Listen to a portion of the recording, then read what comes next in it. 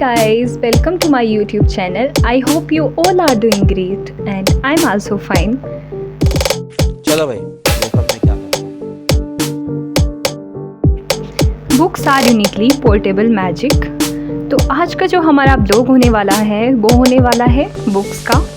That is कि एक final year MBBS student को कौन कौन सी बुक्स पढ़नी चाहिए in an Indian government medical college या फिर किसी भी मेडिकल कॉलेज में. एक फाइनल ईयर MBBS स्टूडेंट के लिए कौन कौन सी स्टैंडर्ड बुक्स हैं और कौन कौन सी आपको पढ़नी चाहिए. So let's start with today's blog. जोर जोर से बोल के लोगों को स्कीमें बता दे. Okay, so first and foremost is this is your paediatrics के लिए ये. तो ये है this is essential paediatrics by घाय.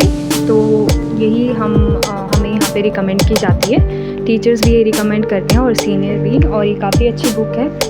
ये मेरे पास इसका 9th एडिशन है. तो पीडियाट्रिक्स के लिए आपको यही पढ़नी चाहिए, घाई बुक. और भी अगर आपके पास कोई और है तो आप पढ़ सकते हैं, पर ये स्टैंडर्ड बुक है तो हम इसी को पढ़ते हैं. ओह यार ये कितनी औसम है. And this second book is surgery के लिए है. This is Manipal manual of surgery. तो ये 5th एडिशन है.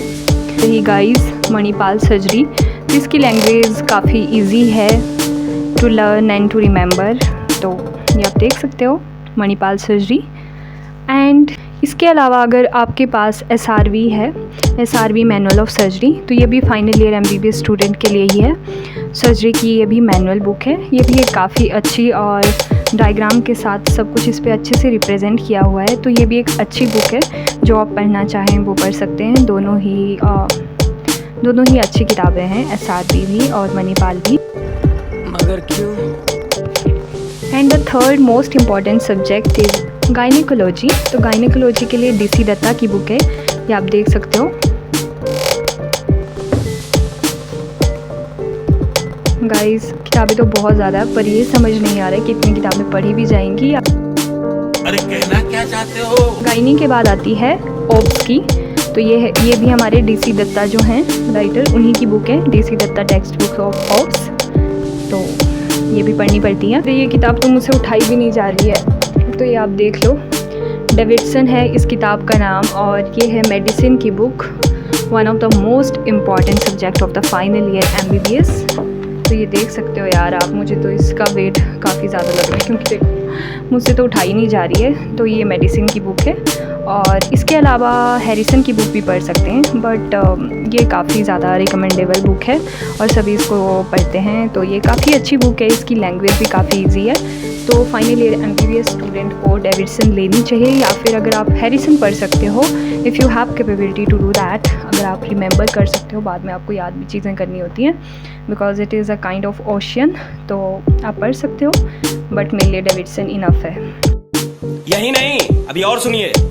इसके अलावा एक और बुक है. ये भी मेडिसिन की बुक है. इसमें डायग्नोसिस और ट्रीटमेंट का काफ़ी अच्छे से एलैबोरेटेड है, बट ये थ्योरी के लिए नहीं है. थ्योरी के लिए आपको डेविडसन ही पढ़नी चाहिए.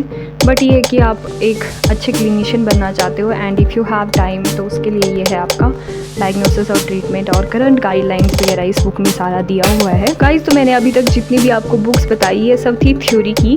आपको पता है थ्योरी के साथ साथ हमें क्लिनिक्स भी जाना होता है, और क्लिनिक्स की अलग से आपकी अटेंडेंस होती है, अलग से आपकी वॉल लिविंग होती है, अलग से आपकी टाइमिंग्स होती हैं और अलग से बुक्सेस होती हैं.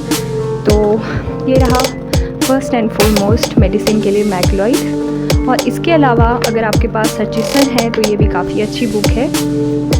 So this one is clinical manual for medicine.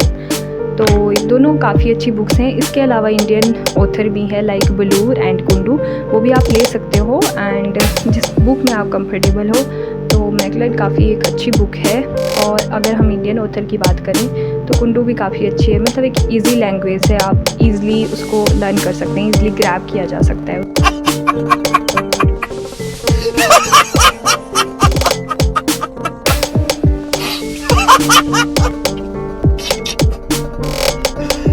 भगवान. उसके बाद सेकंड आती है ऑर्थो की बुक. तो ये है महेश्वरी. तो ऑर्थो में भी हमारे क्लिनिक्स लगते हैं, तो उसके लिए हमें यही एक ही बुक पढ़नी पड़ती है, दैट इज़ महेश्वरी. तो ये है एसेंशियल ऑर्थोपेडिक्स की क्लिनिकल मैनुअल ऑफ महेश्वरी.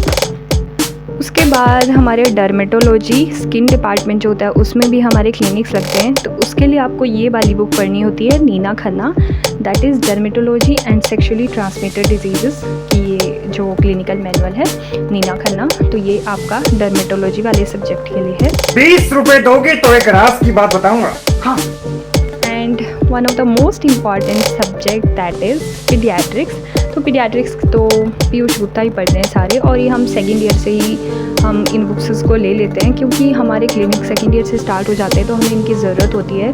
तो ये होता है पीडियाट्रिक्स का है ये, और पीयूष गुप्ता की काफ़ी एक ईजी लैंग्वेज में सारा इलेबोरेटेड तरीके से सारा दिया हुआ है इसमें। इसके बाद आता है one of the most important subject that is clinical surgery, और इसके लिए एस्तास। एस्तास is one of the best and one of my favourite book क्योंकि इसकी लैंग्वेज काफ़ी ईजी है और बहुत अच्छे तरीके से इसमें सारा का सारा दिया हुआ है। किस तरह से हिस्ट्री लेनी है, किस तरह से डायग्नोसिस बनाना है, किस तरह से ट्रीटमेंट के लिए प्रोग्रेस करना है, तो सारा अच्छे से दिया हुआ है। ये समस्या है क्या बोल रहे तू इसके साथ मत घूम रे। गाइज इतनी सारी बुक्स देखने के बाद तो अब मेरे होश उड़ रहे हैं। मुझे समझ नहीं आ रहा है क्या इतना टाइम मैनेज हो पाएगा इतनी सारी बुक्स के लिए। Good thing about books is that they let you travel without moving your feet, यार ये कितनी औसम है यार। Because there is no friend loyal as a book. Guys आजकल मेरे क्लिनिक्स चले हैं मेडिसिन में, और this week they are going to complete, तो ख़त्म होने वाला है। और उसके बाद मेरी वॉल डिविंग होगी, और नेक्स्ट ब्लॉग जो होगा वो मेरा इसी पे होगा कि जो मैंने मेडिसिन में क्या क्या सीखा एंड एंटायर पोस्टिंग में, and my experience about wall diving वो भी होना है। देखेंगे उसमें क्या क्या होता है। I will share with you guys. Kindly keep sharing my videos if you like them, and if you are NEET aspirant, kindly watch my videos because these are for you, and keep sharing my videos. I hope you guys like the video, so like, share and subscribe to my YouTube channel. मिलते हैं आपके साथ next vlog में, तब तक stay happy and stay healthy. Bye bye.